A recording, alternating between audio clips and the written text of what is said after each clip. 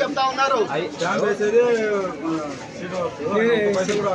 ఈ స్టాంప్ కాదు sir, science వాళ్ళని పిలిచండి రికార్డులకి. లేదా తెలుసు అడిగినాము, రికార్డులు ఎందుకని అడిగితే కదా మళ్ళీ మనం పని చేస్తాం.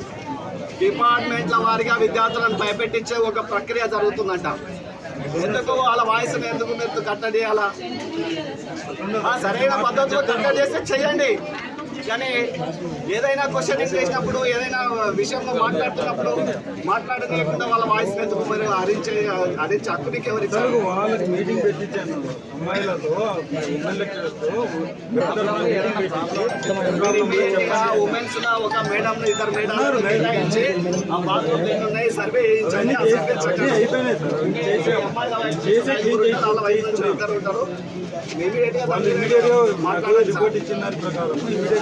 ఎంపీ దగ్గర పోండి, ఎంపీ దగ్గర కూర్చోండి, ఎంపీ దగ్గర శాంక్షన్ ఇవ్వండి, ఇట్లా ఉంది మా ప్రాబ్లం అని రెక్టిఫై చేయండి. ఎప్పుడైనా పోయారా మీరు? ఎంపీ దగ్గర వెళ్ళలేదు, ఎమ్మెల్యే గారి దగ్గర అయితే చెప్పాము. ఎమ్మెల్యే గారు కూడా వచ్చారు.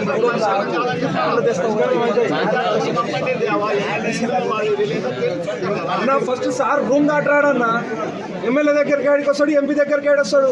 ఫస్ట్ సార్ రూమ్ దాటి మా సమస్యల కోసం బయటికి రమ్మను. ఇంత టైం వేస్ట్ ఉంది అంతా. నెక్స్ట్ ప్రెస్తో కూర్చోండి, ఓకేనా అమ్మా? 15 రోజులు సమయం ఇవ్వండి. 15 దినాల లోపల